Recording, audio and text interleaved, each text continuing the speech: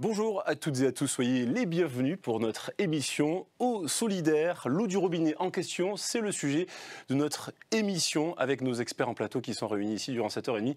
On répondra à toutes vos questions et ces questions, justement, vous pourrez également nous les poser à la toute fin de cette émission. Nous serons bien sûr ravis d'y répondre. Selon un baromètre IFOP, 72% des Français consomment de l'eau du robinet contre 28% pour de l'eau minérale en bouteille. Cette confiance des Français dans l'eau du robinet confirme la qualité des traitements, mais certaines interrogations portées subsistent cependant, et c'est pour cette raison qu'on est avec vous en direct pour répondre à vos questions.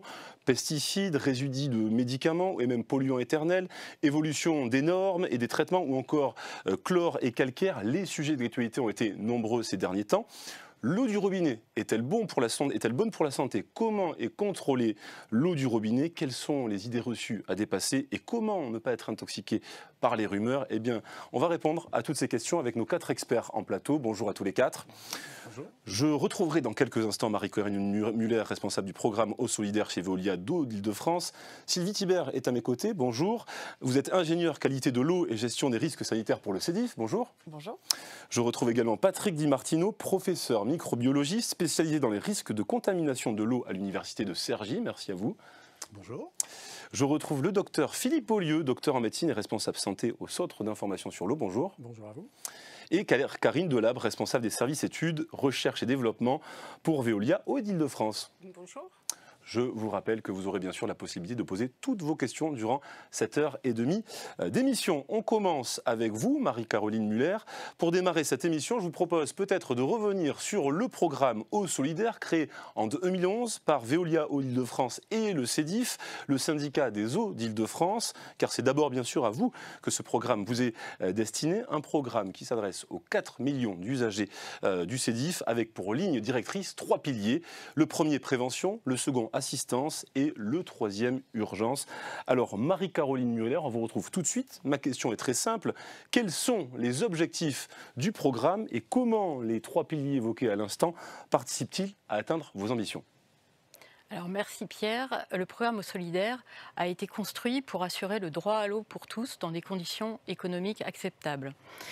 Cela veut dire mettre en œuvre des dispositifs qui vont permettre aux usagers les plus fragiles des 132 communes du CEDIF dont vous voyez la carte à l'écran, de maîtriser leur budget eau. Cela passe par des aides financières, tout d'abord, aide au paiement des factures d'eau ou des charges d'eau, et également l'accès à l'eau pour les populations qui en sont privées. C'est également un ensemble de dispositifs d'assistance et de prévention, nous y venons, qui s'adressent aux populations là où ils habitent, en copropriété, en logement social ou en pavillon. Nous menons des actions diversifiés en porte-à-porte ou en collectif pour faire découvrir aux habitants l'entretien des installations de plomberie, les éco-gestes et l'eau du robinet. Ainsi, ce sont près de 140 000 personnes qui ont pu bénéficier depuis 2011 des dispositifs du programme. Alors pourquoi l'eau du robinet? L'eau du robinet, le budget d'un ménage en eau en bouteille, c'est presque 250 € par an. Donc pour maîtriser son budget eau, boire l'eau du robinet, c'est un vrai plus. Et au contact des usagers les plus fragiles, nous avons pris conscience que boire l'eau du robinet n'était vraiment pas une évidence. Alors pourquoi ce n'est pas une évidence? Peut-être parce que pour certains de pays d'origine éloignés, il ne faut surtout pas boire l'eau du robinet. Peut-être aussi parce que l'eau du robinet est perçue comme une eau du pauvre. Donc l'enjeu pour nous, c'est bien de répondre aux questions et mettre à disposition des informations, redonner de la confiance à tous les acteurs avec qui nous travaillons, les CCAS et les associations partenaires du programme avec qui nous avons construit ce webinaire. Merci à vous, Marie-Caroline Muller, pour le début et pour l'introduction de cette émission. L'eau du robinet en question. On poursuit avec vous puisque nous sommes partis à la rencontre de nos 4 millions d'usagers. Nous sommes partis à la rencontre des habitants de notre territoire. Eau du robinet ou eau en bouteille. Les habitants rencontrés répondent sans détour à notre question. Quelle est la meilleure eau selon eux? À Argenteuil, Aubervilliers ou Montrouge, Lorsque l'on demande aux habitants s'ils préfèrent consommer l'eau du robinet ou l'eau en bouteille, le sujet ne laisse pas indifférent. Je bois exclusivement que de l'eau du robinet. Elle est bien, parce que ça fait des années que je la bois et je la bois toujours. Pourquoi pas de l'eau en bouteille? Parce qu'il faut la trimballer. L'eau en bouteille. Pourquoi? Parce que j'aime pas le goût du chlore en fait. Voilà, c'est tout. Vous avez déjà goûté l'eau du robinet, vous la trouvez comment? Oui. En fait, quand elle a pas le goût de chlore, j'aime bien, mais c'est souvent elle a le goût de chlore et j'aime pas ça. Alors je bois de l'eau du robinet. Auparavant, je buvais de l'eau en bouteille et en fait, voilà, pour un souci d'écologie déjà, je voulais plus utiliser de pack d'eau. Le côté aussi où c'est hyper lourd à porter, etc. Donc pour la praticité, l'eau du robinet me va très bien. Moi, je bois du robinet, mais mon mari, non. Il préfère l'eau en bouteille, donc on a les deux à la maison. Plutôt au robinet depuis que je suis né, je bois de l'eau du robinet. Je bois de l'eau en bouteille quand j'en achète comme ça de temps en temps. Mais sinon, avec de la menthe et tout, ça passe. Quand on a soif, c'est bon. Beaucoup se posent des questions sur l'eau du robinet. Je sais pas, ça vient d'un robinet, c'est... Je sais pas, ça vient d'où l'eau du robinet? Sa provenance, sa qualité, ses traitements. Parce qu'à Colombes, je sais pas comment ça se passe. Là, dans le 92, elle est bonne. Là, elle vient de l'Oise, visiblement. Les systèmes d'épuration d'eau, etc., la recyclabilité, c'est traité. Voilà, c'est remis dans un circuit, on va dire, c'est un circuit de filtration et de traitement d'eau. Ouais. Moi, je trouve ça bien qu'on puisse avoir un petit feuillet explicatif sur toute la composition de l'eau, comment c'est traité, pour justement renseigner les gens. Puisque c'est l'eau du robinet, bon, ils doivent faire attention. Ils font quand même des traitements, ils ne vont pas intoxiquer la population. J'ai vu un reportage il y a longtemps sur l'eau du robinet. Il y avait pas mal de résidus. J'ai vu que c'était pas filtré, pas top. Et c'est pour ça que j'ai choisi de boire l'eau en bouteille. Mais apparemment, elle aussi, elle est contaminée. Du coup, on sait plus quoi faire. Est-ce qu'on boit l'eau du bouteille ou l'eau du robinet?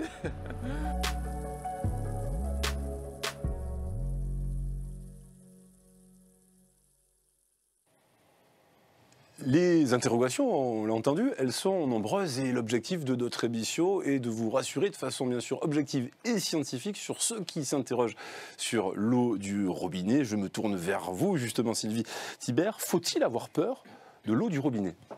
Non, parce qu'en fait, l'eau du robinet, elle doit respecter des normes sanitaires qui sont très strictes.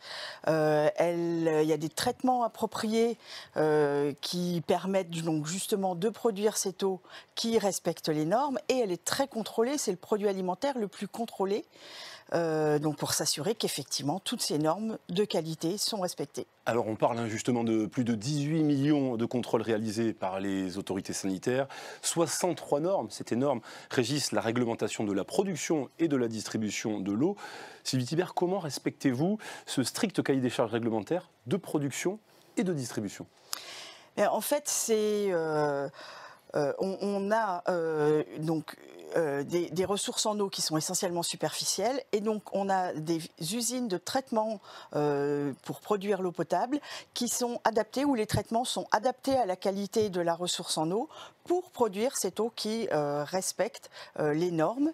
Et donc il y a tout un système de surveillance, de contrôle de la qualité qui est effectué en permanence de façon à s'assurer que l'eau est toujours conforme et respecte toujours les normes de qualité. On revient avec vous, Karine Delabre, vous êtes délégataire du CEDIF, je le rappelle, le syndicat des eaux d'Île-de-France. Lorsqu'on a pour mission de produire et de distribuer une eau strictement conforme, comment on fait pour s'en assurer au quotidien ?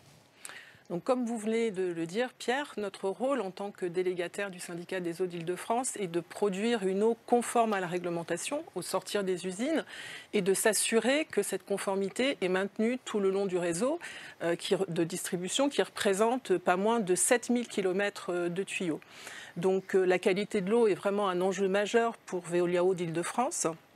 Et pour cela, nous nous appuyons sur le déploiement d'une approche et d'une démarche qui est l'ISO 22000, qui est une norme internationale qui n'est pas obligatoire actuellement sur le plan réglementaire et qui est vraiment dédiée à la sécurité sanitaire de l'eau. Et donc, ça nous permet de garantir une qualité d'eau conforme à la réglementation sur l'ensemble du périmètre du syndicat des eaux d'Île-de-France. Ça fait tout le lien justement avec la prochaine séquence, une séquence consacrée à la réglementation, puisque notre émission sera ponctuée de plusieurs séquences. Passons à cette première des séquences, la réglementation. Et je vous propose justement de jouer avec nous, d'ouvrir ce premier quiz de cette émission avec un sujet ô combien important, celui du contrôle sanitaire. On parlait de plus de 18 millions de contrôles sanitaires réalisés tout au long de l'année. Je vous propose de jouer avec la question qui s'affiche maintenant à l'image. Plus de 1000 contrôles sont effectués chaque jour sur l'eau du Sédif. Qui est chargé de ces contrôles? Vous allez pouvoir jouer avec nous sur l'onglet sondage avec 4 possibilités de réponse. S'agit-il de votre mairie? C'est la réponse numéro 1. S'agit-il de l'ARS, l'agence régionale de santé? S'agit-il de votre distributeur d'eau ou du propriétaire de votre logement? Je vous laisse encore quelques petites secondes. Je sais qu'en plateau vous avez tous la bonne réponse, mais nous nous adressons à celles et ceux qui nous suivent en direct, et je salue ceux également qui consommeront cette émission plus tardivement. Allez, on vous propose maintenant de donner les dernières réponses, et puis on va clôturer maintenant cette première question, ce premier quiz. Je rappelle, plus de 1000 contrôles sont effectués chaque jour sur l'eau du Sédif. Qui est chargé de ces contrôles? On va découvrir dans quelques instants les bonnes réponses, car bien sûr, vous le savez, les bonnes réponses, votre distributeur d'eau bien sûr, et l'ARS pour l'agence régionale de santé. On va essayer de voir combien de personnes ont trouvé la bonne réponse. Je vous les donnerai dans quelques instants. On continue avec vous, docteur Beaulieu. Merci d'être ici avec nous. Vous êtes docteur en médecine. On parlait tout à l'heure de 63 normes de potabilité de l'eau que l'on peut regrouper en grands paramètres. Première question, docteur, comment sont élaborées ces normes? Alors, peut-être déjà, avant de répondre précisément à votre question, rappeler toute l'importance du traitement de l'eau, puisque je vais vous rappeler une publication. Je suis médecin, donc je lis des journaux médicaux. Un journal médical international qui s'appelle le BMJ, le British Medical Journal, qui il y a quelques années avait fait une exégèse des progrès en santé publique sur le XXe siècle. Et le traitement de l'eau apparaissait dans le top 10, dans les 10 progrès les plus importants, au même titre que l'invention de la pénicilline ou la vaccination. Donc ça nous donne comme point de départ quand même cette idée que la qualité de l'eau est vraiment un facteur de santé publique essentiel. Et que donc, voilà, c'est un facteur reconnu. Quant aux normes, ça va faire écho aux 63 normes dont vous parliez tout à l'heure. Ce qui est tout à fait clair, et je réponds encore une fois en tant que médecin, c'est que l'objectif, c'est de respecter la santé du consommateur. Il faut que tout consommateur ait ça en tête, c'est que les normes sont élaborées avec un objectif, c'est que tout consommateur puisse, tout au long de sa vie durant, consommer de l'eau du robinet sans problème pour sa santé. C'est vraiment la grille d'analyse et de conception de ces normes. Alors ces normes, après, comment elles sont conçues? Sur la base des connaissances et de l'évolution des connaissances. Les normes, elles sont dynamiques dans le temps, elles évoluent en fonction des connaissances. Donc, en France, la réglementation vient d'une directive européenne qui elle-même, régulièrement renouvelée, on va peut-être en parler tout à l'heure, qui elle-même est établie sur la base des travaux d'experts et des recommandations de l'OMS, en sachant qu'en règle générale, les normes établies par la directive sont même plus sévères que les normes de l'OMS. Et donc tout ça aboutit à la définition en droit français, sur la base de la directive européenne, des normes que vous évoquiez tout à l'heure. Une réglementation dynamique qui protège, vous me confiez au début de cette émission qu'il y avait une dizaine de normes il y a un siècle et maintenant on en a plus de 63. Cela confirme effectivement le cadre de protection. Quand je parlais du progrès de santé publique tout au long du XXe siècle, en fait, il se traduit dans les faits, et ça Karine en parlera mieux que moi, par le passage de 10 normes à la fin du XIXe siècle et aujourd'hui plus de 60 normes. Docteur, quels sont les risques qui sont couverts par ces normes justement? Alors, si je m'intéresse plus particulièrement à la santé, parce qu'il y a certaines normes qui s'intéressent plus au bon fonctionnement du dispositif de potabilisation, mais il y a 2 grands risques. Premier risque, le seul risque aigu au final avec l'eau, c'est le risque microbio. Je parle avec un microbiologiste. Donc, les premiers paramètres qui sont établis, là avec une tolérance zéro, ce sont les paramètres microbiologiques pour éviter tout risque de contamination. Et ensuite, vous avez tout l'univers des contaminants, des substances indésirables, pour lesquelles sont déterminées, sur la base des travaux dont je parlais tout à l'heure, des doses maximales acceptables. En sachant que tout ça donc aboutit à ce qu'on appelle des limites de qualité, qui sont donc ces valeurs qui concernent tous les produits qui pourraient avoir une influence sur la santé. Et donc ces limites sont définies en se souvenant tout de même, on y viendra sans doute dans la suite de la conversation, que la plupart du temps, ces limites de qualité ne correspondent pas à un risque immédiat pour la santé, mais à des limites d'alerte. Un espèce de seuil qui dit aux entreprises qui produisent l'eau que là, il faut prendre ce problème-là en compte. Il y a d'autres normes qui définissent ce qu'on appelle des valeurs sanitaires, je pense que Karine va nous l'expliquer bien mieux que moi, qui, elles, définissent le passage à un risque sanitaire. On ira là-dessus, mais docteur, ma question est aussi, bien sûr, sur la France et un état des lieux. Un petit peu, vous parliez de cadre réglementaire européen. Parlons effectivement de la France, parlons de l'état des lieux. Où se situe la France, justement, dans le respect de ces normes, dans le niveau d'exigence qui est Alors, qui est fait je vais par même notre aller pays. plus loin. Parlons du monde. Oui. Il y a quelques années, j'avais eu la chance d'organiser un colloque dans le cadre des entretiens de Bichat. Vous savez que c'est cette grande messe médicale où on fait de la formation de médecins.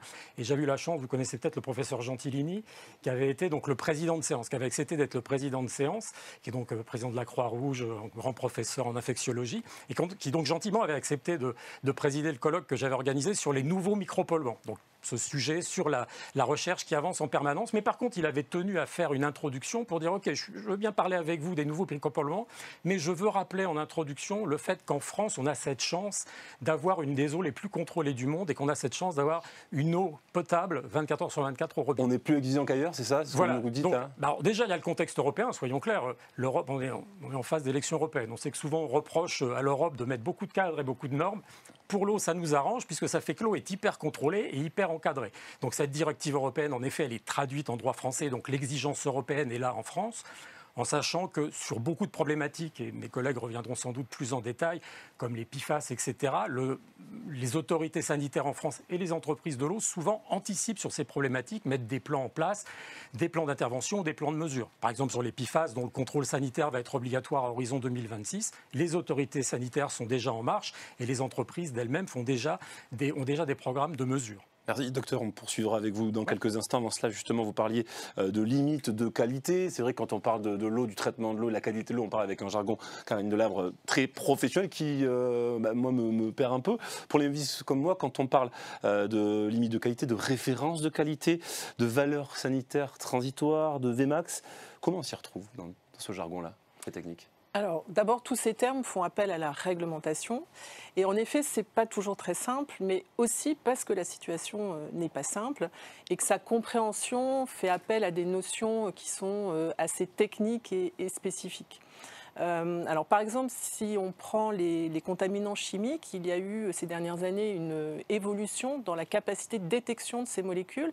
Et aujourd'hui, on est capable de détecter un grand nombre de molécules à des concentrations de plus en plus basses. Et la réglementation, c'est ce qu'a dit le docteur Beaulieu, a dû s'adapter de façon à encadrer cette évolution des connaissances, et ce qui a induit un niveau de complexité supérieur par rapport à la réglementation. Alors, je vais essayer de prendre un exemple et d'être le plus clair possible, par exemple celui des pesticides et des métabolites pertinents dont on parle beaucoup dans les médias. Donc pour ces molécules, il y a une limite de qualité qui est fixée à 0,1 microgramme par litre. Et cette limite, elle n'a pas une valeur sanitaire. Elle correspond à une valeur qui a été déterminée il y a un grand nombre d'années et qui correspondait à la capacité de détection de l'époque, c'est-à-dire à la limite de détection des méthodes de l'époque. Donc si pour une molécule on dépasse cette limite de qualité, on est en situation de non-conformité. Et qu'est-ce que ça veut dire ? Ça ne veut pas dire que l'eau ne doit plus être consommée, ça veut dire qu'il faut aller regarder la concentration de la molécule qui a été détectée et la comparer à une valeur qui, elle, est réglementaire et qui est spécifique de cette molécule et qui a une valeur sanitaire. C'est ce qu'on appelle la VMAX. Donc, c'est vrai que tout ça est un peu complexe, et pour avoir une vision simplifiée de l'application de la réglementation à l'eau qui coule au robinet de chacun, il existe plusieurs supports. On voit à l'écran la fiche info-facture, donc qui est envoyée en même temps que la facture est éditée par les agences régionales de santé. Et donc, on peut y voir un indicateur global de qualité qui permet de qualifier finalement en termes de qualité l'eau qui coule à son robinet. Et donc là, sur cet exemple-là, qui est récente, puisque c'est pour l'année 2023, sur cette zone de distribution du CEDIF sud du département 91, on voit que l'indicateur global de qualité est en A. Et si on descend un petit peu en plus, on va voir également des détails sur les pesticides que je viens d'aborder. Et donc c'est très transparent, on voit effectivement là au travers des indices et également des conseils qui sont donnés, effectivement la qualité de l'eau. Voilà. Il y a également des supports sur Internet, hein, bien évidemment, donc Direction générale de la santé, les ARS, le site du syndicat des eaux d'Île-de-France, de Veolia d'Île-de-France. Enfin, il y a une multitude aussi d'informations qu'il est possible de... L'information est dans votre boîte aux lettres. Quand vous recevez effectivement une facture d'eau, vous avez en plus de cela toutes les informations qui sont associées au contrôle et bien sûr à la qualité de l'eau. Le produit, on le disait, alimentaire avec vous, Sylvie Thibert, qui est le plus contrôlé en France. On parlait de ces 18 millions de contrôles justement. Sylvie Thibert, qui est en charge de ces contrôles et quelle est la fréquence des contrôles? On en a parlé tout à l'heure avec l'ARS et les distributeurs d'eau. Alors donc, l'autorité de santé, c'est les agences régionales de santé, et donc ce sont elles qui organisent et font réaliser les contrôles réglementaires qui sont prévus par le Code de la santé publique, qui définit les paramètres qui sont recherchés, les 63 paramètres dont on parle, et également qui définit la fréquence du contrôle, qui va dépendre essentiellement du nombre d'habitants dans la commune. Plus la commune est peuplée, plus il y aura d'analyses. Et puis donc ça, c'est un contrôle qui est obligatoire, donc fait par un tiers indépendant du distributeur d'eau, puisque donc c'est réalisé par les autorités de santé.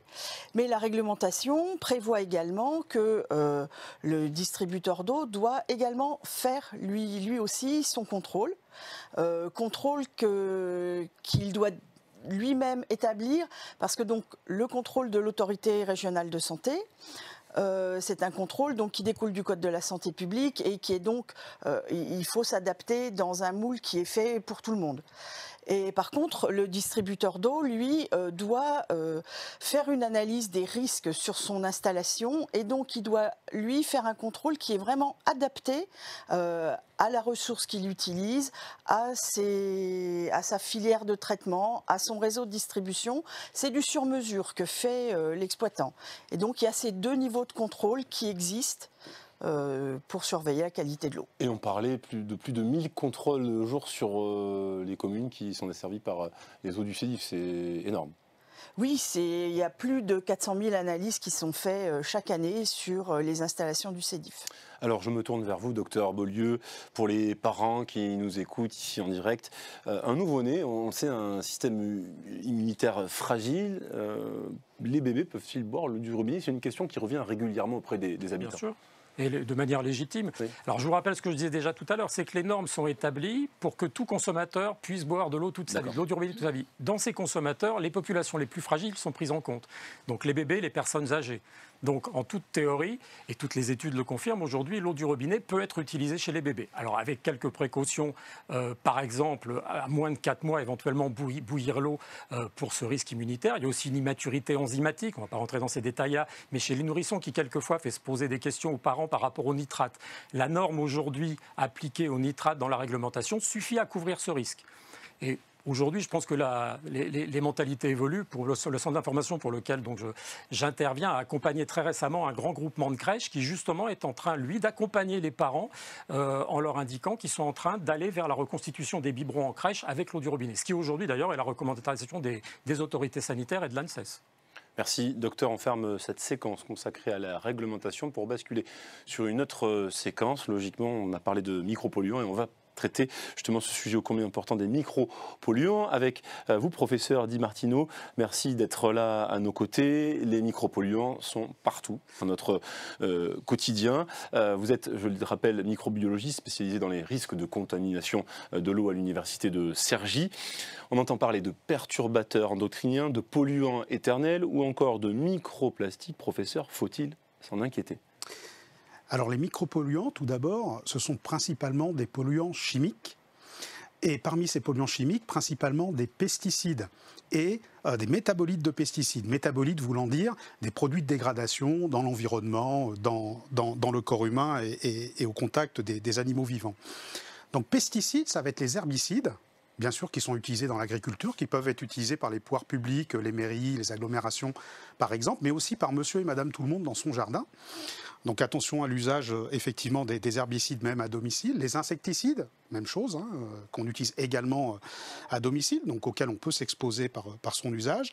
Et puis des produits de nettoyage qui sont utilisés dans l'industrie et à nouveau à domicile. Donc j'insiste là-dessus, c'est-à-dire qu'on a aussi une exposition par ces pratiques personnelles qui n'ont rien à voir avec l'eau potable, en manipulant, en utilisant un certain nombre de produits qui contiennent des molécules polluantes qui deviendront ensuite des micropolluants. Les polluants émergents, ça va être des composés chimiques qui ne sont pas dans la liste des micropolluants qui sont habituellement réalisés dans les analyses réglementaires, pour lesquels on n'a pas forcément, et en général, on n'a pas des données scientifiques très précises à la fois sur leur répartition dans l'environnement, mais aussi sur leur impact sanitaire, hein, sur la santé de l'homme, mais par contre qui commencent à être surveillés, et avec l'évolution, on en a parlé des normes, hein, qui, à l'avenir, s'ils sont préoccupants, eh bien, seront inclus dans les contrôles réglementaires. Ça a été évoqué sur les PFAS, où la réglementation est en train d'évoluer. Donc les pesticides, eux, ils sont parfaitement réglementés depuis très longtemps, ils sont contrôlés avec des seuils, ça a été dit également. Parmi les micropolluants émergents, on peut citer certains médicaments, effectivement, comme des antibiotiques ou comme des œstrogènes qui proviennent par exemple de la pilule contraceptive. Et ça, on pourra en retrouver des concentrations extrêmement faibles, de manière ponctuelle, dans l'eau du robinet, ça n'est pas impossible. Par contre, à des concentrations extrêmement faibles, bien inférieures à des doses thérapeutiques, malgré une exposition qui serait même tout au long de la vie. En ce qui concerne les perturbateurs endocriniens, en fait, c'est une activité de perturbation, on va dire, de la régulation hormonale au sein de l'organisme humain. Et là, ils vont appartenir à plusieurs classes de molécules chimiques. On va retrouver des médicaments, on va retrouver des pesticides, on va retrouver des plastifiants, le bisphénol A, je pense que beaucoup de gens en ont entendu parler. On va retrouver des PFAS et on va retrouver des produits de combustion, des dioxines. Là encore, hein, c'est un polluant dont on parle depuis très longtemps. Donc on sait dans l'environnement qu'il perturbe la reproduction et la croissance des poissons. Hein, c'est bien connu. Après, les effets sur la santé humaine, par contre, c'est beaucoup moins bien connu, surtout par rapport aux doses auxquelles l'homme peut être confronté. Les plus sensibles, ça va être les femmes enceintes et principalement les bébés qu'elles portent et les nouveau-nés. Par contre, on n'est pas exposé à ce type de polluants, perturbateurs endocriniens, par l'eau du robinet. Encore une fois, on va être exposé plutôt, à nouveau, par des usages qu'on va faire, soit même de pesticides en usage domestique, les matières plastiques. Hein, si on cuit dans des matières plastiques, si on utilise beaucoup de matières plastiques comme contenants alimentaires, par exemple, et si on utilise certains produits d'hygiène, voire certains cosmétiques qui contiennent des perturbateurs endocriniens. Donc il faut être vigilant aussi, bien sûr, à son usage au quotidien. Exactement, c'est ce que vous nous dites. Il faut faire attention aux produits qu'on utilise. On est chacun responsable là-dessus. Pour peut-être terminer. Oui, les microplastiques. Oui. Les microplastiques, eux, ce ne sont pas des polluants chimiques, hein, c'est des particules. Donc les microplastiques, eux, ils sont aussi très largement présents dans l'environnement. Ils sont issus de la dégradation des déchets plastiques, on en voit tous un peu partout, et qui vont se retrouver effectivement dans l'eau. Et puis ils sont aussi produits lorsqu'on lave nos vêtements synthétiques. Alors, on ne connaît pas grand-chose aujourd'hui de la toxicité de ces microplastiques en tant que tels. Par contre, on pense qu'ils peuvent véhiculer d'autres polluants, qui peuvent se fixer à eux, s'absorber, et donc qu'on pourrait éventuellement consommer, voire un certain nombre de micro-organismes pathogènes. Donc il y a des recherches pour voir comment ils peuvent véhiculer ces éléments toxiques. Et une dernière chose sur ces micropolluants qui sont des microplastiques, c'est qu'on va être plus exposé si on boit de l'eau en bouteille, puisque les eaux en bouteille, le contenant est une source de microplastique, ce que n'est pas l'eau du robinet. Alors justement, ces polluants éternels qui, depuis des siècles, sont présents dans l'eau, le sol, l'air. Faut-il s'inquiéter quand justement ces polluants s'associent et s'additionnent avec d'autres molécules polluantes? On parle d'effet cocktail. Est-ce qu'il faut s'inquiéter de ce phénomène-là, professeur? Alors, le mot cocktail, il veut juste dire qu'on n'est jamais exposé à une seule molécule, mais qu'on va être exposé à un mélange de molécules qui vont être ensemble. Et en fait, quand des molécules sont ensemble, et qui peuvent avoir chacune leur toxicité, on peut avoir différents effets. On peut avoir un effet additif, c'est-à-dire que la toxicité de chacune des molécules s'ajoute aux autres, et donc on a un effet global qui est la toxicité de l'ensemble. On peut avoir un effet synergique, ça veut dire que la toxicité finale est supérieure à la somme de toxicité de l'ensemble des molécules. On peut avoir un effet potentiateur, c'est-à-dire que vous avez une molécule qui n'a pas de toxicité, mais au contact d'une deuxième, elle va avoir une toxicité qui va être exacerbée. Et à l'opposé, on peut avoir un effet antagoniste, c'est-à-dire qu'une molécule peut diminuer la toxicité d'autres. Donc on peut avoir vraiment beaucoup de choses. Par contre, l'effet le plus fréquent, c'est l'additivité, l'addition. C'est-à-dire on additionne tout ça. Alors l'impact sanitaire des effets cocktails, c'est très compliqué, parce qu'au niveau scientifique, c'est très difficile à étudier. Mais les microbiologistes s'intéressent de près. Forcément, on a une maîtrise de tous ces sujets-là. On le voit avec une démonstration ô combien intéressante. Je continue avec vous, Karine Delabre. On voit effectivement que ces sujets-là sont bien sûr, et heureusement, très étudiés. Face à la multiplication de ces polluants, comment Veolia anticipe les risques face à ces nouveaux polluants ? Alors, anticiper les risques, cela passe par une bonne connaissance des dangers. Un danger, c'est ce dont vient de parler le professeur Di Martino, c'est tous les contaminants ou chimiques ou les micro-organismes et donc auxquels on doit faire face. Et j'ai envie de dire que ça fait partie de notre ADN, cette anticipation des risques. Tout à l'heure, je parlais de la norme ISO 22000 que l'on met en œuvre. Et cette anticipation des risques, c'est une étape indispensable à la mise en œuvre de cette démarche. Donc, chez Veolia d'Île-de-France, on va travailler par exemple avec le groupe Veolia pour bénéficier de connaissances au niveau national ou international au contact des experts du groupe. Et on a également une équipe de 20 personnes qui travaillent donc dans un service de recherche et développement. Et chaque année, on élabore avec le CEDIF un programme de recherche de façon à anticiper justement les risques et aussi anticiper par exemple l'avènement de nouvelles réglementations comme ça a été le cas ces dernières années. Donc sur le plan des risques sanitaires, on va réaliser de la bibliographie, on va réaliser des campagnes de prélèvement, donc dans les ressources qu'on utilise pour produire de l'eau, mais pas seulement. On va également aller regarder dans les usines à chaque étape de traitement si on retrouve ou pas ces polluants pour évaluer aussi l'efficacité des traitements actuels. On a également des installations dites pilotes qui sont des mini-installations qui permettent de simuler des étapes de traitement.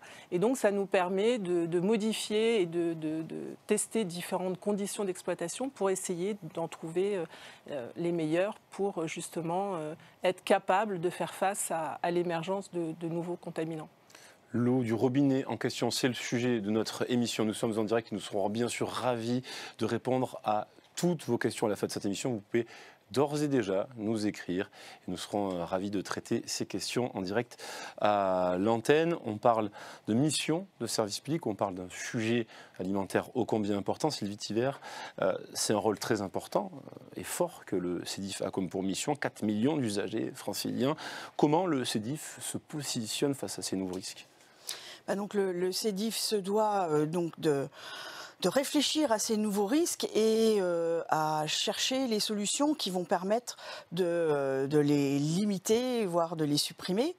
Et donc, comme vient de le décrire Karine, ça passe déjà par une première étape, un programme d'études et recherches important pour identifier ces nouveaux dangers. Donc, on a parlé aussi depuis le début de l'émission de ces nouveaux polluants émergents que sont les PFAS, que sont les métabolites de pesticides. C'est vrai qu'il y a ne serait-ce qu'une quinzaine d'années, on n'allait pas chercher ces molécules.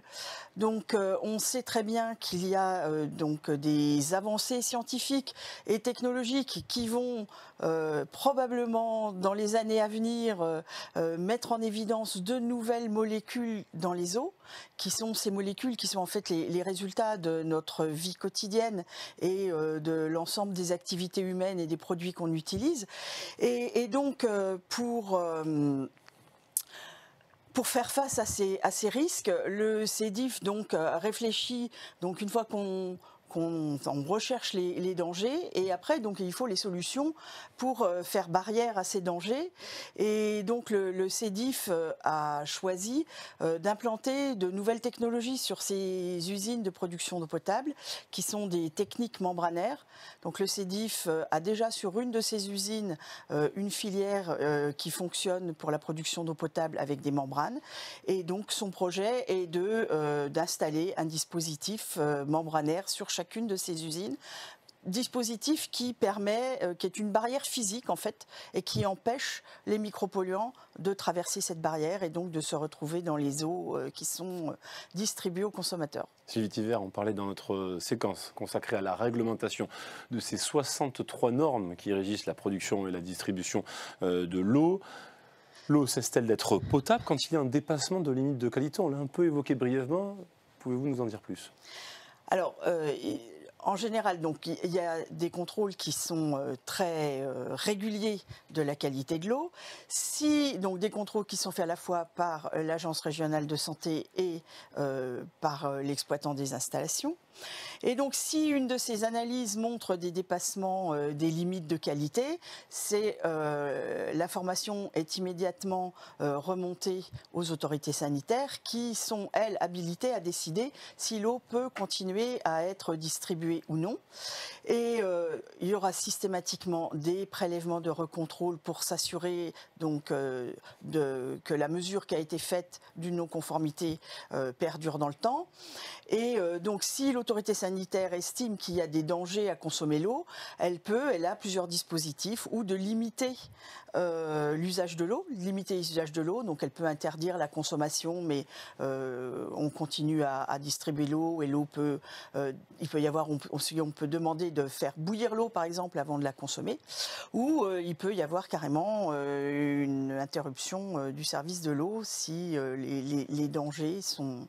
Et donc obligatoirement aussi il y aura l'exploitant devra rechercher des solutions pour ramener le plus rapidement possible l'eau dans les limites de qualité, dans le respect des normes. Donc des décisions prises avec un niveau de graduation effectivement en fonction de l'état des contrôleurs. Alors dans les médias, Sylvie Thiber, on a entendu récemment qu'un métabolite de chlorothalonil a été mesuré au-delà du seuil de 0,1 microgramme par litre en sortie d'une de vos usines. Là aussi, la même question, faut-il s'en inquiéter, Sylvie Thiber? Alors, donc, ce chlorothalonil, on le retrouve, donc il y a eu des campagnes d'analyse nationale, et donc on sait qu'il est présent dans quasiment les 2/3 des ressources en eau qui ont été analysées dans cette campagne nationale, qu'on le retrouve dans 1/3 des eaux distribuées. Et donc c'est le chlorothalonil, donc c'est un métabolite, donc un produit de dégradation d'un pesticide, c'est un fongicide, et donc qui est interdit à l'utilisation maintenant. Et donc on a effectivement fait des analyses, on a retrouvé ce métabolite du chlorothalonil dans l'eau produite, on l'a retrouvé dans la ressource en eau, on l'a retrouvé dans l'eau produite. Et alors donc on est avec ce cas des pesticides, dans justement la partie la plus complexe de la réglementation. Donc on a une eau qui effectivement avec donc des pesticides, enfin le chlorothalonil, ce métabolite du chlorothalonil qui est mesuré au-delà de la limite de qualité. Donc en théorie nous avons une eau non conforme. Par contre la limite de qualité n'est pas établie sur des effets sanitaires, et donc ce qui fait qu'on peut continuer à distribuer l'eau et à consommer l'eau jusqu'à une valeur sanitaire transitoire qui a été adoptée par les autorités sanitaires, qui est de 3 microgrammes par litre. Donc les valeurs qu'on retrouve, elles sont bien inférieures, elles sont 10 fois inférieures à ces valeurs de 3 microgrammes par litre, et donc la consommation de l'eau peut continuer. Même si on a un dépassement de la norme de qualité. Donc la réponse à la question faut-il s'en inquiéter, c'est un grand non. Non, pas dans les conditions et pas pour les valeurs mesurées sur les eaux distribuées par le CEDIF. On continue notre émission avec une autre séquence consacrée au goût et aux saveurs. C'est vrai que c'est un sujet qui revient là aussi régulièrement dans les bouches des usagères et des usagers. Et nos équipes sont justement parties à la rencontre, souvenez-vous, c'était en février dernier, nos 20 responsables associatifs partenaires du programme Eau Solidaire. On leur a demandé quelles sont les questions fréquemment posées justement par les habitants de l'eau. On en parle tout de suite dans ce reportage. Pour répondre aux questions que se posent les habitants de l'Île-de-France sur l'eau de leur robinet, le syndicat des eaux d'Île-de-France et son délégataire Veolia Eau d'Île-de-France, qui distribue 132 communes de la région parisienne, a organisé un atelier Eau Solidaire. On va essayer justement d'identifier quels sont les freins psychologiques à la consommation de l'eau du robinet. Les responsables d'une vingtaine d'associations d'Île-de-France ont pu répercuter les questions qui leur sont régulièrement posées par les habitants. Il y a toutes les thématiques qui interviennent par rapport à l'eau, le goût, sa provenance, son traitement. Ce sont les questions qui nous reviennent principalement par rapport à l'eau. Que faire lorsque l'eau a le goût du chlore? Pourquoi l'eau est-elle dure avec beaucoup de calcaire? Y a-t-il vraiment d'intérêt à utiliser une méthode de filtration à la maison? Ensuite, viennent de nombreuses questions sur la santé et la qualité de l'eau. L'eau peut-elle être contaminée sur le réseau?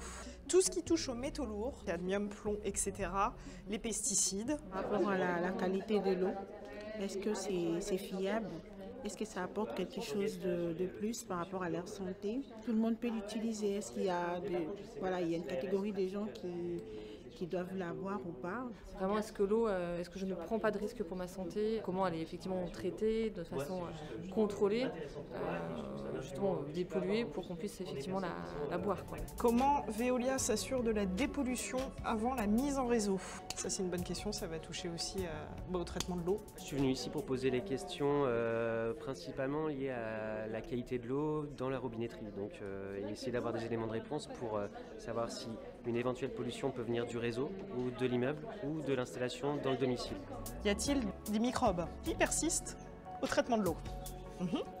Il n'y a pas de tabou. Toutes les questions sont prises en compte.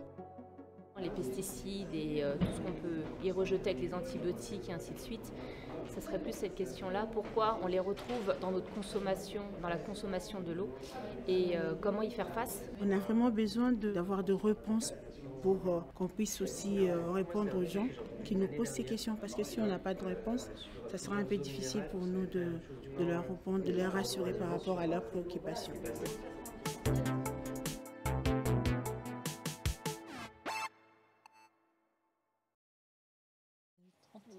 Le goût et la saveur de l'eau, on en parle dans cette prochaine séquence et on va démarrer comme on l'a fait précédemment avec une nouvelle question. Je vous invite à y répondre bien justement dans l'onglet sondage avec cette question qui va s'afficher ici même à l'écran. Qu'est-ce qui peut parfois, selon vous, donner un goût à l'eau du robinet? 4 possibilités de réponse.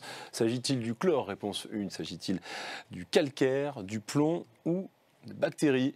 Je vous laisse quelques instants, quelques secondes. Je suis certain qu'en plateau, vous avez une nouvelle fois la bonne réponse. Mais il incombe à celles et ceux qui nous suivent et qui sont responsables d'associations partenaires du programme Eau Solidaire, que je salue et qui font un travail tout au long de l'année de conseils et d'informations auprès des 4 millions d'usagers du CEDIF. On va vous proposer de découvrir la bonne réponse. La bonne réponse, c'est le chlore, cette fameuse odeur de chlore qui revient souvent dans la conversation sur l'eau du robinet. Professeur Di Martino, je rappelle que vous êtes microbiologiste spécialisé dans les risques de contamination de l'eau à l'université de Cergy. Professeur, le chlore, est-ce un problème quand on boit de l'eau du robinet? Alors d'abord, c'est sûr que le chlore peut donner un problème de goût qu'on peut percevoir, ça c'est clair.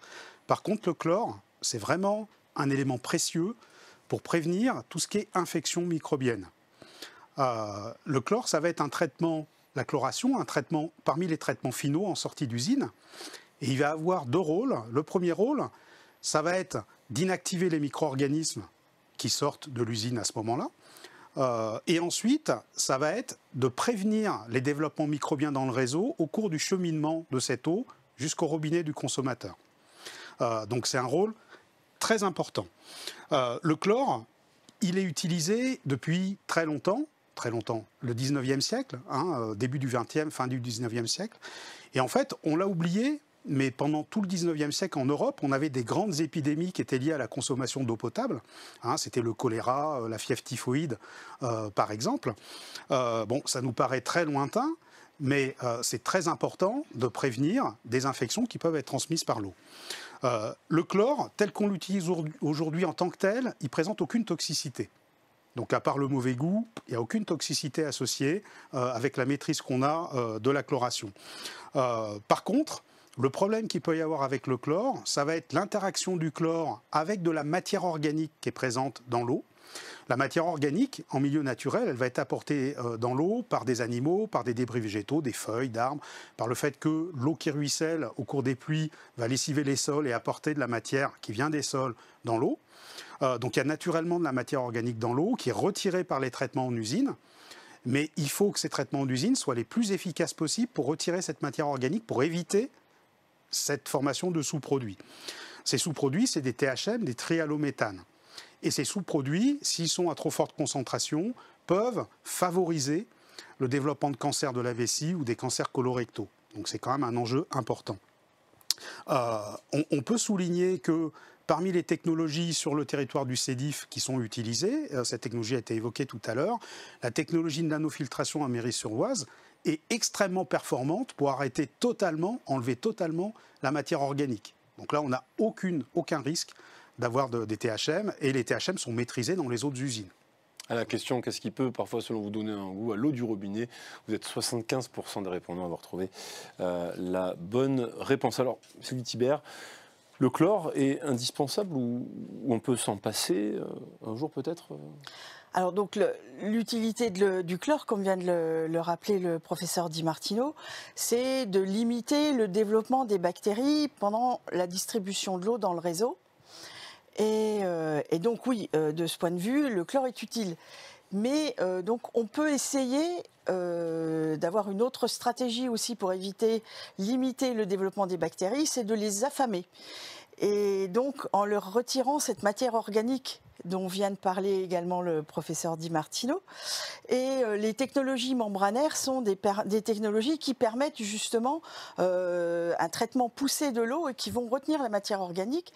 Et donc on peut espérer, lorsque ces traitements seront généralisés sur les usines du CEDIF, pouvoir produire une eau débarrassée de matière organique, donc sans nourriture pour les bactéries.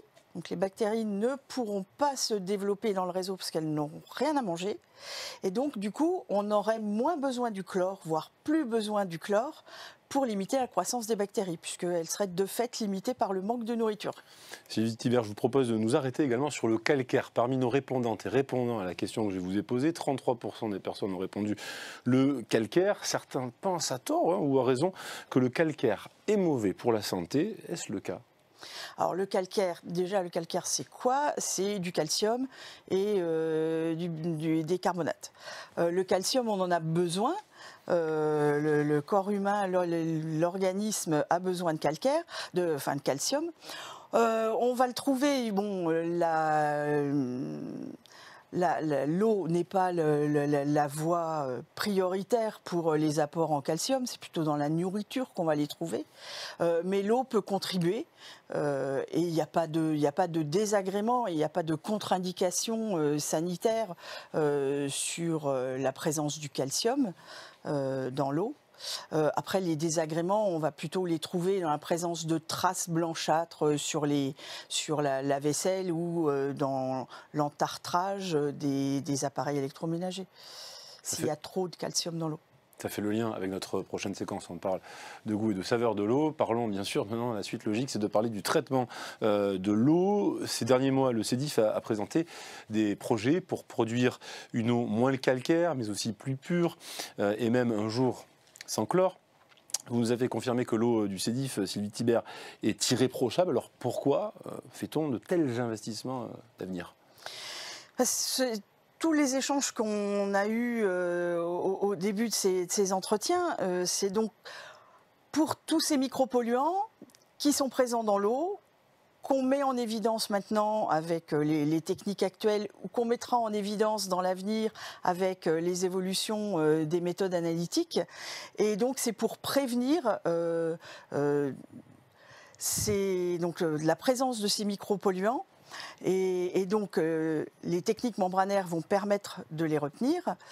Et donc, c'est aussi, donc, on ne sait pas tous ces micropolluants, on ne sait pas lesquels sont présents, on ne sait pas dans quelle quantité, on ne sait pas quels sont les effets sanitaires, mais tous ces questionnements font que il y a une technique qui permet de les retenir, et donc le CEDIF a fait le choix de sécuriser la qualité de son eau au maximum en implantant ces techniques membranaires sur ces usines. Karine Delabre, vous êtes délégataire du CEDIF. Nouvelle production d'eau en 2030 sera-t-elle vraiment plus sûre finalement, ce qu'on en dit? Est-ce que ce sera beaucoup plus sûr sur les fameux sujets d'actualité que l'on a évoqués, à savoir les résidus médicamenteux, les PFAS, les perturbateurs endocriniens? Alors oui, alors après c'est vrai que tous ces sujets vont rester quand même des sujets d'actualité, dans la mesure où ces molécules ne vont pas disparaître, elles seront toujours dans les ressources qu'on aura à exploiter. Mais là, ce qui va changer avec l'évolution des filières du CEDIF, c'est le fait qu'on disposera d'une étape supplémentaire de traitement, donc qui est l'OIBP, dont on a aussi beaucoup entendu parler, pour osmose inverse basse pression.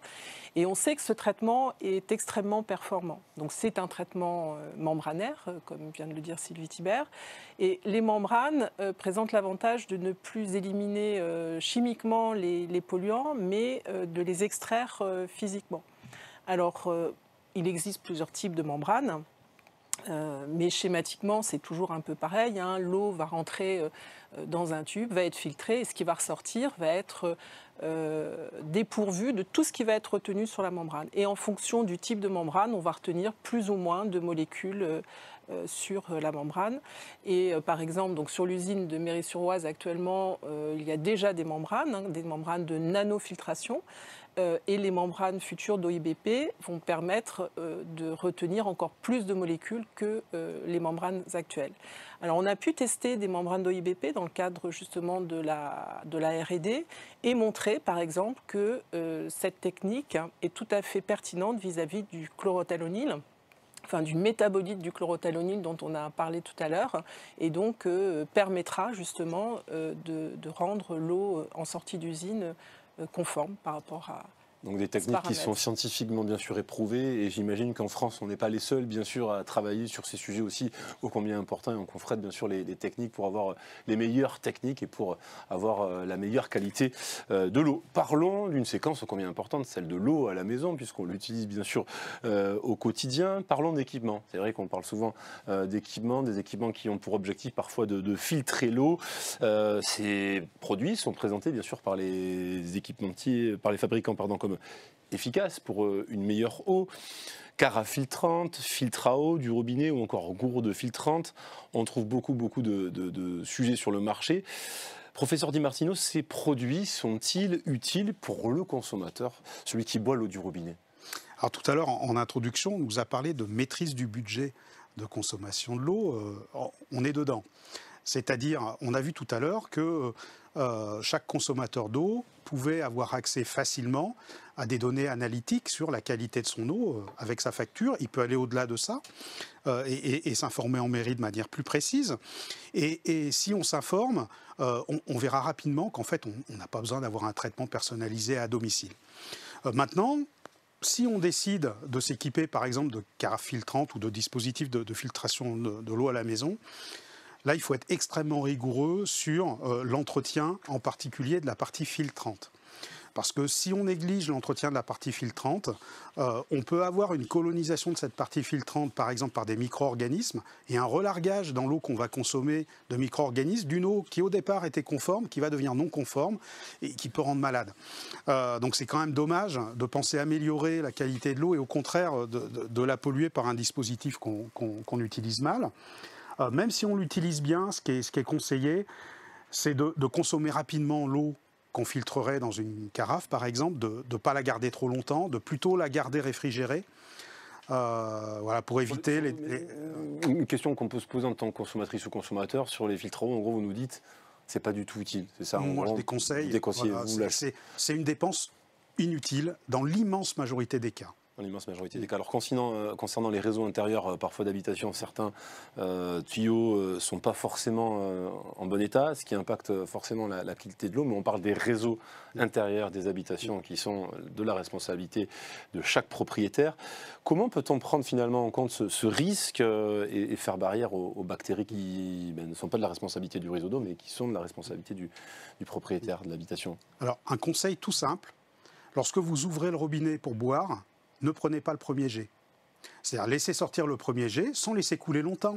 Hein. Vous laissez sortir vraiment le premier jet, vous mettez votre verre, vous buvez. Un faible niveau de pression, c'est ça suffit Oui, quelques secondes. En particulier, si vous êtes parti en week-end, que vous rentrez, vous êtes parti en vacances pour les vacances d'été que vous rentrez, là, vous faites couler un peu. Voilà. Pourquoi? Parce que juste à la tête du robinet, l'eau qui stagne peut être une zone où on peut avoir un développement microbien. Hein, les brises-jets, s'ils sont entartrés, c'est une zone où des micro-organismes peuvent se développer également. Donc, juste éliminer le premier jet, c'est la première chose. La deuxième chose, on peut avoir un problème d'installation, c'est-à-dire avoir votre eau froide qui passe à proximité de tuyaux de chauffage, par exemple, ce qui va élever la température de l'eau. Ça, vous allez vous rendre compte, vous tirez de l'eau, si vous voulez la boire et qu'elle est tiède, qu'elle n'est pas fraîche, il faut laisser couler jusqu'à ce qu'elle soit fraîche. Parce que l'élévation de température, ça peut aussi, dans des zones, favoriser un développement microbien. Ça, c'était pour l'eau que l'on boit. Pour l'eau, pour prendre sa douche, par exemple, ce que je conseillerais, c'est de bien entretenir son ballon d'eau chaude. Un détartrage annuel est recommandé pour qu'il ait une bonne efficacité de chauffe. Et puis 2, c'est de régler la température de ce ballon d'eau chaude à une soixantaine de degrés, pas le descendre trop bas. Des fois, on voit 50 degrés, non, une soixantaine de degrés, 55, 60, soixantaine de degrés, c'est pas plus mal, parce que là, ça détruit les micro-organismes, on est tranquille et on n'a pas de risque de légionnelle quand on prend sa douche. Donc, si on doit résumer, on évite les filtres qui ne servent à rien pour filtrer l'eau. On laisse passer un petit peu, on laisse couler un petit peu d'eau, justement, et on fait aussi attention, bien sûr, à son ballon à eau pour le détartrer une fois par an. Voici pour ces astuces au quotidien qui vous serviront aussi en tant qu'usagère et usager. Sylvie Thibert, l'eau du robinet est parfois trouble, colorée. C'est ce qui est aussi souvent à l'origine de fausses informations que l'on peut voir sur les réseaux sociaux. On prend une photo d'une eau trouble. Comment expliquer ce phénomène d'eau troublée? Alors, c'est comme on vient d'évoquer aussi, donc c'est souvent lié au réseau intérieur et parfois donc à de l'eau qui a stagné dans les réseaux et donc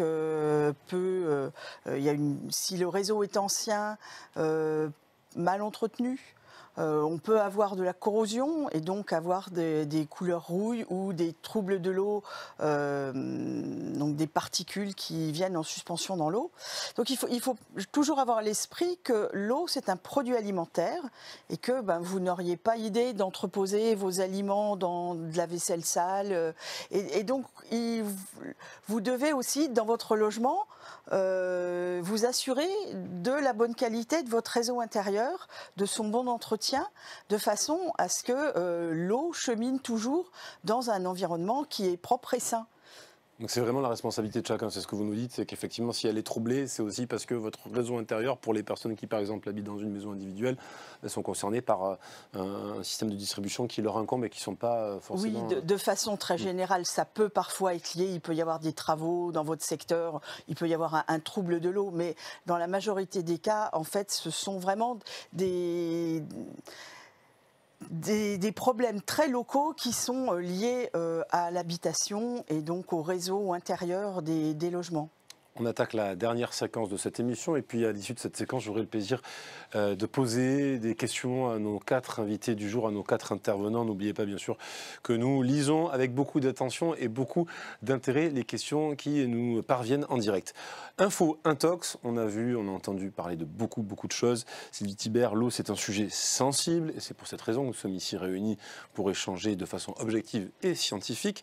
On entend tellement de choses diverses et variées. Comment en fait? À qui se fier? Quelles sont les bonnes sources, sans faire de mots, d'informations pour se fier à un bon jugement que l'on peut avoir sur l'eau du robinet? Alors pour parler d'eau, je dirais qu'il faut aller chercher l'information à la source. Et donc pour les informations sur l'eau, donc localement vous pouvez aller sur le site de votre distributeur d'eau, donc le site du syndicat des eaux d'Île-de-France en l'occurrence, ou le site de son délégataire Veolia Eau d'Île-de-France. Mais donc vous avez également le site de l'agence régionale de santé sur lequel vous retrouvez par exemple les infofactures qu'on a présentées tout à l'heure. Elles sont disponibles pour toutes les communes sur le site de l'agence régionale de santé. Il y a également le site du ministère de la Santé qui propose aussi, qui redonne tous les résultats des analyses qui sont faites par les agences régionales de santé. Donc il y a de multiples formes. On peut s'adresser également au CIO qui donne des informations sur l'eau.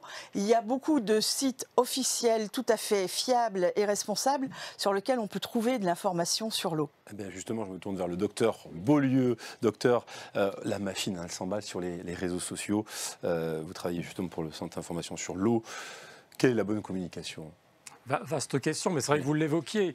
Et c'est vrai que la communication scientifique, surtout quand il s'agit de la santé, s'accommode mal du sensationnalisme. Et c'est vrai qu'on a assisté beaucoup à une communication un peu alarmiste. Je dirais que les deux maîtres mots, ça doit sans doute être transparence et pédagogie. Vous l'évoquiez. Enfin, la transparence, elle est là. Donc c'est que toutes les informations soient disponibles pour le consommateur.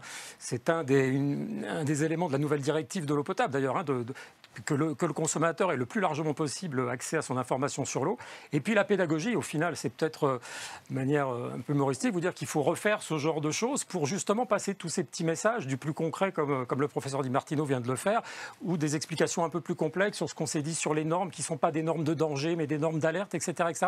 Je pense que c'est une pédagogie qui doit être dans la répétition, et on doit multiplier ce type de moments pour partager avec les consommateurs. On aura d'autres rendez-vous assurément, docteur, et justement ce rendez-vous, on va le prolonger avec ces questions qui nous parviennent. Une question qui vous est adressée, Karine Delabre.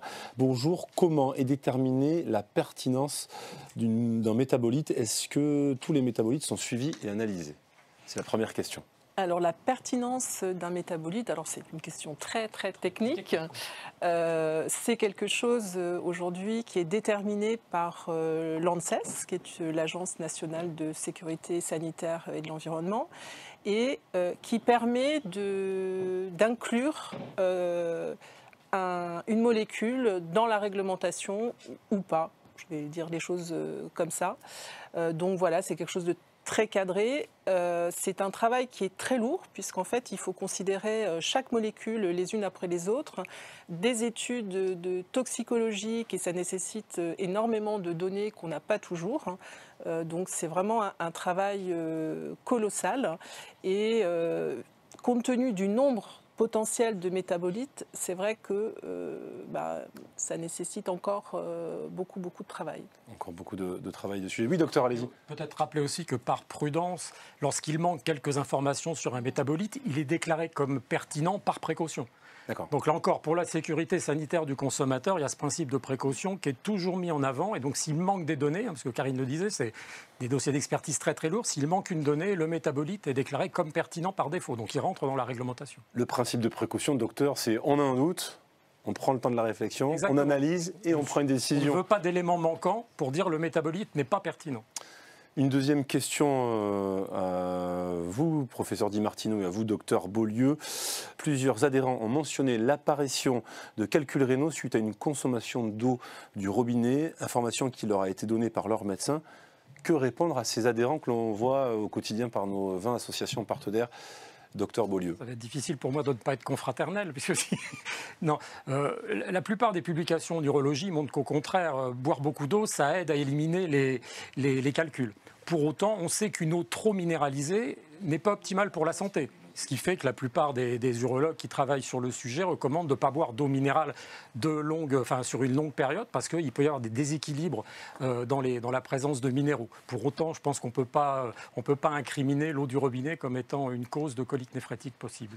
Professeur Di Martino, vous avez l'air de... Tout à fait dans le sens. On va continuer peut-être avec d'autres questions qui nous parviennent. On a peut-être d'autres questions qui vont arriver dans quelques secondes. Peut-être le message que vous pourriez adresser, alors on l'a compris, on est tous réunis ici, pour répondre de façon objective et scientifique. Ça a été des mots que j'ai rappelés plusieurs reprises. Quel est le message que vous pourriez adresser à celles et ceux qui nous écoutent, ceux qui sont des représentants d'associations, qui vont au contact de nos 4 millions d'usagers, qui ont des questions? On commence avec vous, docteur. Peut-on boire l'huile de robinet si on devait poser la question comme ça? Alors la réponse va être courte et claire, c'est oui. Et peut-être repartir de ce qu'on disait tout au début, c'est jamais oublier que l'eau est le produit alimentaire le plus contrôlé et que ce contrôle et cette normalisation, comme je l'expliquerai tout à l'heure, ce système de normes, il est établi justement sur la base du respect de la santé du consommateur. Et peut-être rappeler aussi, je vais peut-être faire écho à, vous parliez beaucoup, professeur, tout à l'heure de la présence des pesticides, etc. Donc ce qui est très intéressant, peut-être rappeler une notion sur l'exposome, qui est un mot compliqué. En médecine environnementale, on considère toujours l'exposome, c'est-à-dire l'ensemble de la manière dont on est exposé à un toxique. Peut-être rappeler par exemple sur les pesticides que tous les travaux de l'ANSES dont parlait Karine tout à l'heure montrent que l'exposition aux pesticides par l'eau du robinet, elle représente 5% de son exposition. Oui. L'exposition au PFAS, là les travaux sont, je crois qu'on est entre 2, vous m'arrêtez, je suis peut-être un peu moins pointu sur ce sujet, mais c'est entre 2 et 20%. Donc il ne s'agit pas du tout de défausser l'eau du robinet. Vous avez vu la profusion de contrôles et de traitements qui sont mis en place. Pour autant, il faut savoir remettre l'église au milieu du village et dire attention, l'eau en général est une source très marginale d'exposition. Pour les perturbateurs endocriniens, c'est exactement la même chose. L'OMS déclare que l'eau est un élément très marginal d'exposition aux perturbateurs endocriniens. Donc, tout le monde travaille sur ces sujets, mais attention. Avis de médecin, avis de scientifique, peut-on boire l'eau du robinet? Alors, professeur dit. Sans aucun doute, effectivement, c'est ce que je fais moi-même. Donc, il faut boire l'eau du robinet, et je dirais en amont, l'eau du robinet, ça a été un peu évoqué, c'est le produit de la nature. Donc, ayons tous des éco-gestes, faisons tous attention à l'impact qu'on peut avoir dans l'environnement, les produits chimiques qu'on utilise au quotidien. Voilà, déjà, au-delà de l'eau potable, faisons attention à nos pratiques et faisons en sorte aussi que l'ensemble de la société améliore les pratiques d'émissions de pollution. Question d'une autre représentante d'association de notre programme au Île-de-France. Combien de temps peut-on conserver l'eau dans un récipient? Alors, qui souhaite prendre la question, professeur? Alors, tout à l'heure, j'évoquais le fait qu'il valait mieux, lorsqu'on avait une eau qui avait été filtrée en carafe, la consommer rapidement et la réfrigérer. C'est la même chose si on ne la traite pas. C'est-à-dire qu'on ne conserve pas. L'eau du robinet, elle est faite pour être soutirée et pour être consommée rapidement. Voilà. Donc on ne stocke pas de l'eau robinet dans n'importe quel récipient, même propre. Ce n'est pas l'objectif, sauf si bien sûr les pouvoirs publics vous disent attention, on va y avoir une coupure d'eau, là c'est autre chose. Hein. Mais l'eau du robinet, elle n'est pas faite pour être stockée à la maison. Elle est faite pour être consommée dans les heures qui suivent. Question complémentaire, vous en avez parlé tout à l'heure, mais c'est important parce qu'effectivement là aussi c'est un sujet qui revient. Quel est le bon récipient pour conserver de l'eau, plastique ou verre? Alors, le bon récipient, c'est le récipient dont on peut avoir une bonne maîtrise en termes de nettoyage. Voilà. C'est-à-dire qu'avoir une carafe d'eau que l'on ne nettoierait jamais, c'est une mauvaise pratique. Donc il faut avoir vraiment soit un produit qui est facile d'utilisation, mais surtout facile de nettoyage. Voilà. Donc on peut avoir une bonne maîtrise. Parce que le risque, c'est de contaminer votre eau qui est bonne par votre récipient dont vous n'avez pas une maîtrise de nettoyage et d'hygiène. On a parlé de réseau intérieur de logement, question aussi très importante puisque chaque propriétaire, notamment de maison individuelle, est responsable de son réseau intérieur. Slitibert, comment entretenir le réseau intérieur d'un logement? Il faut déjà, bon, après on n'a pas toujours cette possibilité, mais à la conception, il faut s'assurer effectivement que les réseaux sont bien conçus, qu'il n'y a pas des zones mortes dans le réseau, qu'il n'y a pas une proximité entre le réseau d'eau froide et le réseau d'eau chaude.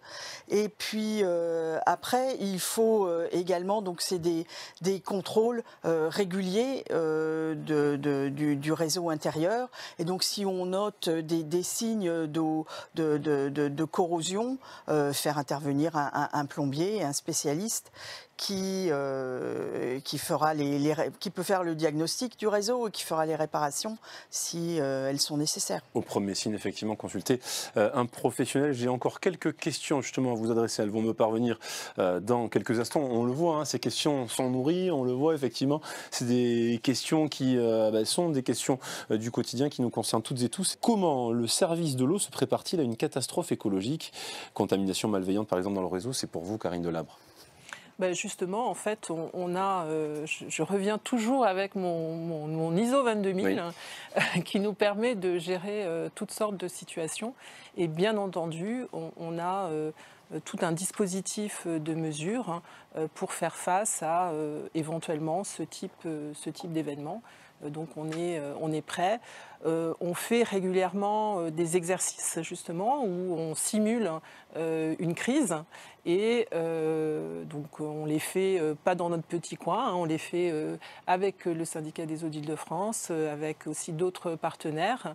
Et donc pour tester justement toutes les procédures qu'on n'utilise pas en temps normal et s'assurer que tout ça est bien huilé et fonctionnera si toutefois un jour on devait en avoir besoin. Donc tous les scénarios sont mis sur la table, c'est ça, hein, tous les scénarios catastrophes, et on est capable de répondre à tel type de scénario en fonction bien sûr de la gravité du moment et de l'instant.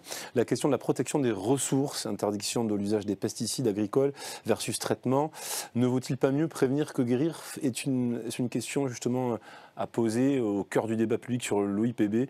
Déjà, professeur Di Stefano, la question de la protection des ressources. Oui, il faut trouver un équilibre. C'est évident et les pouvoirs publics d'une manière générale vont dans ce sens. Retirer progressivement des molécules dont on sait qu'elles s'accumulent dans l'environnement, qu'elles sont persistantes, et essayer de les retirer du marché, de l'usage. Maintenant, il y a des besoins. En termes d'agriculture. Donc voilà, il faut trouver un bon équilibre et retirer les molécules les plus toxiques. Alors c'est sûr que l'aspect préventif, alors c'est pris en jeu dans la réglementation avec des périmètres effectivement protégés. Mais les polluants vont partout aujourd'hui, on le sait. Maintenant, une technologie plus performante pour effectivement faire barrière à ces polluants et faire en sorte qu'ils ne passent pas dans la consommation humaine, ça reste très intéressant. David Hibert, même question sur ce fameux sujet qui était au cœur du débat public sur l'OIPB. Oui, en fait, les deux... le préventif et donc la protection des ressources en eau et le traitement vont de pair en fait, parce que on s'aperçoit, par exemple, il y a des pesticides qui sont interdits depuis plus de 20 ans et qu'on retrouve toujours dans les ressources en eau aujourd'hui et qui peuvent poser problème. Donc on a besoin du curatif pour traiter ces molécules qui sont toujours présentes dans la ressource en eau, mais bien sûr toutes les actions qu'on peut mener pour protéger la ressource et pour éviter qu'elle se contamine, ce sera des efforts qu'on n'aura pas à faire sur le traitement ultérieurement. Donc c'est deux pendants d'une même vision pour protéger l'eau et s'assurer de la bonne qualité de l'eau potable.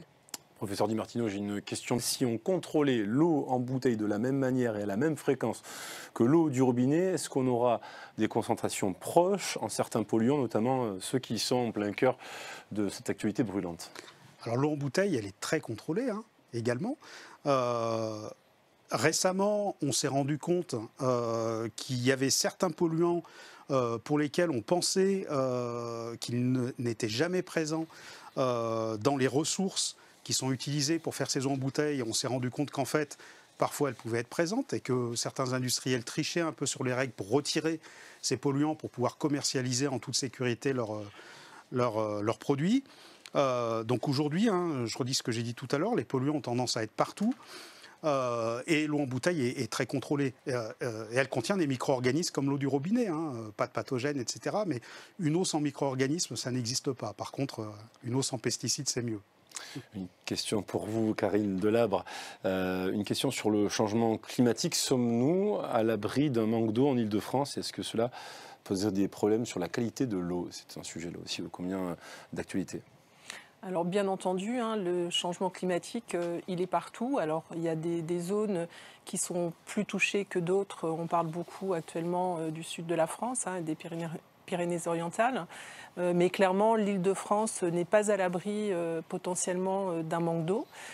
Donc c'est des choses sur lesquelles il faut rester très vigilant. Et effectivement, toutes ces modifications, à la fois quantitatives mais aussi qualitatives, sur la qualité de l'eau, peuvent avoir un impact au final sur la qualité de l'eau. C'est pour ça que c'est intéressant aussi d'avoir des technologies de plus en plus performantes pour traiter l'eau. Une ressource qui est bien sûr précieuse et qu'il faut bien sûr utiliser avec intelligence et raison. Les questions sont terminées. On va retrouver dans quelques instants, merci à toutes et tous d'avoir beaucoup contribué avec ces questions qui ont été diverses et variées. On poursuit, on salue surtout le travail des associations partenaires qui sont au quotidien, et c'est important, c'est un travail très important qui est effectué chaque année au plus près des habitants.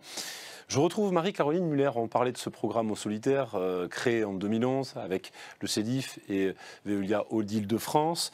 Quel message, puisque vous travaillez au contact de ces associations partenaires, quel est le message, Marie-Caroline, que vous souhaiteriez leur adresser ? Alors, merci Pierre. Peut-être 3 mots pour conclure. Le premier, réponse.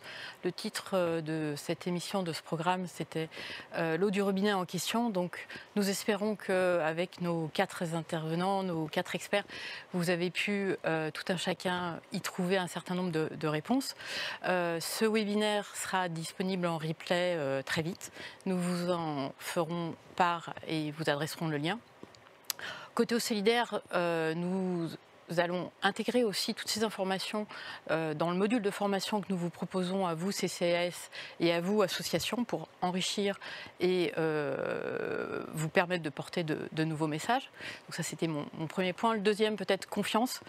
Nous espérons que vous avez pu acquérir suffisamment de confiance avec toutes ces réponses que nous vous avons apportées, et en gardant bien sûr en perspective les nouvelles filières avec les techniques membranaires que le CEDIF a choisi de mettre en œuvre dans quelques années et qui vont encore plus permettre d'assurer une eau sans aucun risque pour la santé. Et peut-être le dernier mot de la fin, buvons tous l'eau du robinet. On va bien rester sur cette phrase, buvons tous l'eau du robinet. Merci à vous, Marie-Caroline Muller. Merci également à vous, Sylvie Thibert. Merci à vous, professeur Di Martino. Merci également à vous, docteur Philippe Beaulieu, et vous également, Karine Delabre. Merci à toutes nos associations. Merci au CEDIF. Merci également à Veolia Eau d'Île-de-France, à toutes les équipes qui ont produit cette émission. On se retrouve pour de nouveaux rendez-vous. À très vite.